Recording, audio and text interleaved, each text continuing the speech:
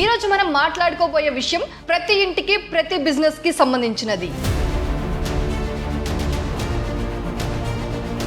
అదే LPG gas ధరల తాజా పరిస్థితి, వాటి వెనుక ఉన్న నిజాలు, మన జీవితంపై పడే ప్రభావం, ఇంకా రాబోయే రోజుల్లో ఏమి జరగవచ్చు అన్న పూర్తి విశ్లేషణ. చాలా మంది ఇప్పుడే ఒక ప్రశ్న అడుగుతున్నారు, గ్యాస్ ధర మళ్ళీ పెరిగిందా లేదా ఇంకా పెరుగుతుందా అని. కొందరు ఇప్పుడైతే డొమెస్టిక్ గ్యాస్ ధర పెరగలేదు కదా అంటే సేఫ్ అన్నమాట అని అనుకుంటున్నారు. కానీ నిజమేంటంటే ఈ విషయం అంత సింపుల్ కాదు. బయటికి చూస్తే ఒక చిన్న మార్పులా అనిపించినా దీని ప్రభావం మాత్రం చాలా లోతుగా ఉంటుంది. అందుకే ఈ వీడియోలో ఒక్కో అంశాన్ని స్టెప్ బై స్టెప్ క్లియర్ గా వివరిస్తాను. సో వీడియోని స్కిప్ చేయకుండా పూర్తిగా చివరి వరకు చూడండి. మీలో ఇంకెవరైనా మన ఛానల్ ని కొత్తగా చూస్తున్నా లేదా సబ్స్క్రైబ్ చేసుకోకుండా చూస్తున్నట్లయితే బాస్వాలా డైలీ తెలుగు ఛానల్ ని సబ్స్క్రైబ్ చేసుకోండి, బెల్ ఐకాన్ ని ప్రెస్ చేయడం అస్సలు మర్చిపోకండి. ఇక ఏమాత్రం ఆలస్యం చేయకుండా టాపిక్ లోనికి వెళ్ళిపోదాం. హాయ్ హలో నమస్తే, వెల్కమ్ టు బాస్వాలా డైలీ తెలుగు ఛానల్. నేను మీ హోస్ట్ శిరీషా కందుల.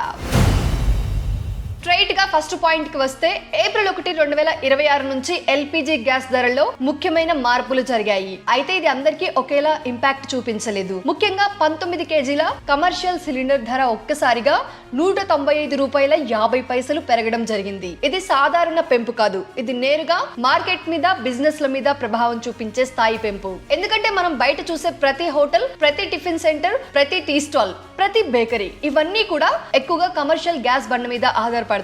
ఈ ఒక్క పెంపు వాళ్ళ డైలీ ఖర్చులను గణనీయంగా పెంచుతుంది కదా.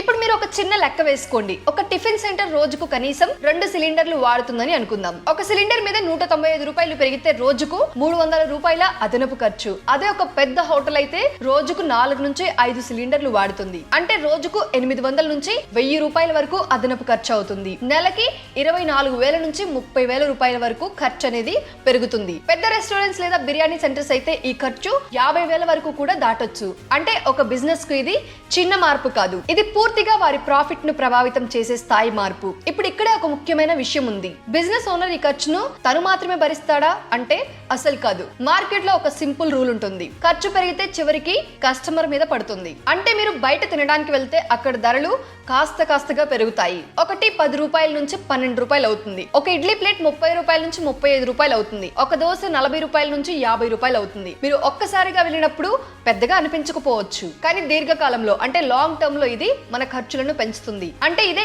Indirect impact. ఇప్పుడు దేశంలో కమర్షియల్ గ్యాస్ ధరలు ఎలా ఉన్నాయంటే నగరానుసారం కొంచెం మారుతాయి. ఢిల్లీలో సుమారుగా 2000 దగ్గరగా ఉంది, ముంబైలో 1800కు పైగా ఉంది, కోల్కతాలో ₹1990కు దగ్గరగా ఉంది, చెన్నైలో 2000 దాటింది. ఇంకా మన సౌత్ ఇండియా విషయానికి వస్తే కనుక ముఖ్యంగా హైదరాబాద్, విజయవాడ, విశాఖపట్నం వంటి నగరాల్లో ట్రాన్స్పోర్ట్ ఖర్చులు, డిస్ట్రిబ్యూటర్ మార్జిన్ వల్ల ఇది 2000 నుంచి 2150 మధ్యలో ఉంటుంది.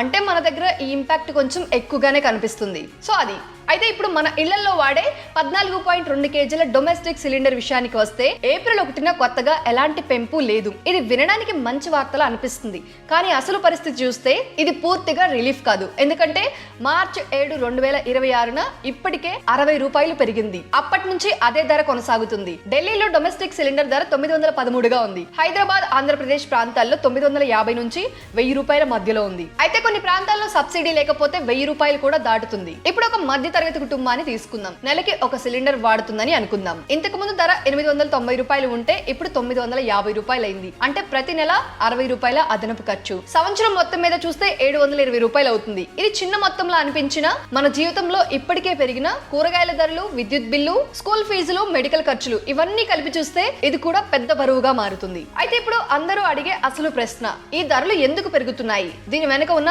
అసలు కారణాలు ఏంటి? అయితే చాలా మంది ప్రభుత్వం పెంచింది అనుకుంటారు, కానీ నిజమేంటంటే ఇది చాలా ఫ్యాక్టర్స్ మీద ఆధారపడి ఉంటుంది. అందులో మొదటి కారణం అంతర్జాతీయ మార్కెట్. ముఖ్యంగా వెస్ట్ ఆసియాలో ఉన్న పరిస్థితులు చాలా కీలకం. ఆ ప్రాంతం ప్రపంచానికి ప్రధాన ఆయిల్ మరియు గ్యాస్ సరఫరా కేంద్రం. అక్కడ చిన్న టెన్షన్ వచ్చినా గ్లోబల్ మార్కెట్ లో ధరలు వెంటనే పెరుగుతాయి. ఇంకొక ముఖ్యమైన విషయం, మన భారతదేశం ఎల్పిజి అవసరంలో సుమారు 60% వరకు దిగుమతి చేసుకుంటుంది. అంటే మన దేశంలో ఉత్పత్తి సరిపోదు. మనం ఎక్కువగా విదేశాల మీద ఆధారపడాలి ఆయిల్ విషయంలో అండ్ గ్యాస్ విషయంలో.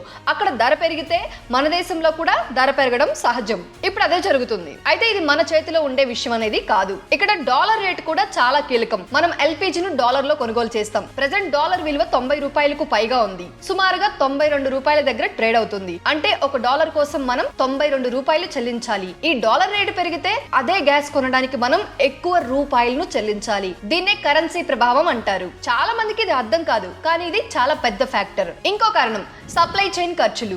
గ్యాస్ ను విదేశాల నుంచి తీసుకురావడం, షిప్పింగ్, స్టోరేజ్, ట్రాన్స్పోర్ట్, ఈ మొత్తం ప్రాసెస్ లో ఖర్చులు పెరిగితే అవి చివరికి మన సిలిండర్ ధరలో కనిపిస్తాయి. అంటే మనం చెల్లించే ధరలో చాలా స్టెప్స్ ఉంటాయి. అర్థమైందా అండి? ఇప్పుడు ఒక పెద్ద సందేహం, ఈ ధరలను ఎవరు నిర్ణయిస్తారు? అసలు ప్రభుత్వమే పెంచుతుందా? నిజమేంటంటే Indian oil, Bharat petroleum, Hindustan petroleum వంటి ఆయిల్ కంపెనీలు ప్రతి నెల మొదటి తేదీన ధరలను రివైజ్ చేస్తాయి. ఇవి అంతర్జాతీయ మార్కెట్, డాలర్ రేటు, ఇతర ఖర్చులను చూసుకొని నిర్ణయం తీసుకుంటాయి. ఇప్పుడు మన ఆంధ్రప్రదేశ్, తెలంగాణ పరిస్థితిని చూస్తే ఎల్పిజి వినియోగం చాలా ఎక్కువ. గ్రామాల్లో కూడా ఇప్పుడు ఎక్కువగా ఎల్పిజిని వాడుతున్నారు. ఉజ్వాలా స్కీమ్ వల్ల చాలా మంది కనెక్షన్స్ తీసుకున్నారు. కానీ ధరలు పెరిగితే వాళ్ళకి ఇది పెద్ద భారం అవుతుంది. ముఖ్యంగా మధ్య తరగతి, బడుగు వర్గాలపై ప్రభావం ఎక్కువగా పడుతుంది. ఇక బిజినెస్ సైడ్ లో చూస్తే గనక చిన్న వ్యాపారులకు ఇది పెద్ద సమస్య. ఒక టీ స్టాల్ యజమాని రోజుకు 500 రూపాయలు సంపాదిస్తే అందులో 200 రూపాయల గ్యాస్ ఖర్చు పెరిగితే అతని లాభం తగ్గిపోతుంది. అందుకే వాళ్ళు ధరలు పెంచాల్సిందే. ఇప్పుడు భవిష్యత్తు గురించి మాట్లాడితే ఈ పరిస్థితి ఎలా ఉంటుంది? వెస్ట్ ఆసియాలో పరిస్థితి మెరుగుపడితే ధరలు తగ్గే అవకాశం ఉంది. కానీ అదే పరిస్థితి కొనసాగితే ఇంకా పెరగవచ్చు కూడా. కానీ డాలర్ విలువ మాత్రం ఇక్కడ కీలకం. డొమెస్టిక్ గ్యాస్ విషయానికి వస్తే ప్రస్తుతం స్టేబుల్ గా ఉన్న రాబోయే నెలల్లో పెరిగే అవకాశం ఉంది. గతంలో కూడా ఇదే ప్యాటర్న్ కనిపించింది. సో మరి మనం ఇప్పుడు ఏం చేయాలి? గ్యాస్ వినియోగాన్ని కాస్త ప్లాన్ చేసుకోవాలి. ప్రెషర్ కుక్కర్ వాడడం, అవసరం లేని గ్యాస్ వాడకాన్ని తగ్గించడం, ఒకేసారి వంట చేయడం, ఇవన్నీ చేస్తే సిలిండర్ ఎక్కువ రోజులు వస్తుంది. ఈ చిన్న మార్పులు పెద్ద సేవింగ్స్ ఇస్తాయి. అయితే ఇప్పుడు బాగా ట్రెండ్ అవుతున్న మెథడ్ వచ్చేసి ఇండక్షన్ స్టవ్. ఈ మధ్య కాలంలో చాలా మంది ఇండక్షన్ స్టవ్ ను పర్చేజ్ చేసి యూజ్ చేస్తున్నారు. ఈ గ్యాస్ కొరత ఎప్పుడైతే వచ్చిందో అప్పటి నుంచి చాలా మంది కూడా ఇండక్షన్ స్టవ్ నే వాడుతున్నారు. సో ఇంతకీ మీరేం వాడుతున్నారు? ఒకసారి కామెంట్ లో చెప్పండి. అయితే ఇవన్నీ చేస్తే సిలిండర్ అనేది ఎక్కువ రోజులు వస్తుంది. ఈ చిన్న మార్పులు పెద్ద సేవింగ్ ఇస్తాయి. ఇక సబ్సిడీ విషయానికి వస్తే కొంతమందికి ఇంకా వస్తోంది, కానీ చాలా మందికి తగ్గింది లేదా పూర్తిగా ఆగిపోయింది. అందుకే ఎక్కువ మంది మార్కెట్ ధరనే చెల్లిస్తున్నారు. మొత్తానికి సింపుల్ గా చెప్పాలంటే కమర్షియల్ గ్యాస్ సిలిండర్ ధర భారీగా పెరిగింది. ఇది బిజినెస్ లకు పెద్ద షాక్. డొమెస్టిక్ గ్యాస్ ప్రస్తుతం స్టేబుల్ గా ఉన్నా భవిష్యత్తులో పెరిగే అవకాశం అనేది ఉంది. మనపై పరోక్షంగా ప్రభావం ఖచ్చితంగా ఉంటుంది, ముఖ్యంగా ఫుడ్ ధరల రూపంలో. కాబట్టి ఈ విషయాన్ని సీరియస్ గా తీసుకోవాలి. ప్రతి నెల గ్యాస్ ధరలను గమనించడం,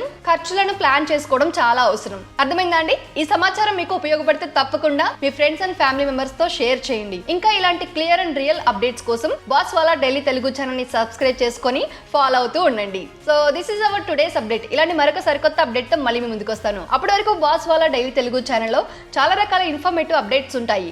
ఒక్కసారి మీరు మన ఛానల్ పేజ్ ని విజిట్ చేస్తుంటే మీకు తెలుస్తుంది ఎలాంటి వీడియోస్, ఎలాంటి అప్డేట్స్, ఎలాంటి ఇన్ఫర్మేషన్స్ ఉన్నాయి అని. సో మీరు చేయాల్సిందల్లా వీడియో చూసిన తర్వాత మీకు ఏమైనా డౌట్ ఉన్నా, లేకపోతే మీకు ఏమైనా ఇన్ఫర్మేషన్ కావాలి అన్న జస్ట్ ఆ టాపిక్ నేమ్ ని కామెంట్ చేయండి. నేను దానికి సంబంధించి ప్రాపర్ రీసెర్చ్ చేసి వీడియో రూపంలో మీకు ఇన్ఫర్మేషన్ ఇవ్వడానికి ట్రై చేస్తాను. సో అంతే అండి, this is our today's update. ఇలాంటి మరొక సరికొత్త ఇంట్రెస్టింగ్ అప్డేట్ తో మళ్ళీ మీ ముందుకు వస్తాను. Till then stay tuned to Boss Wala daily Telugu channel.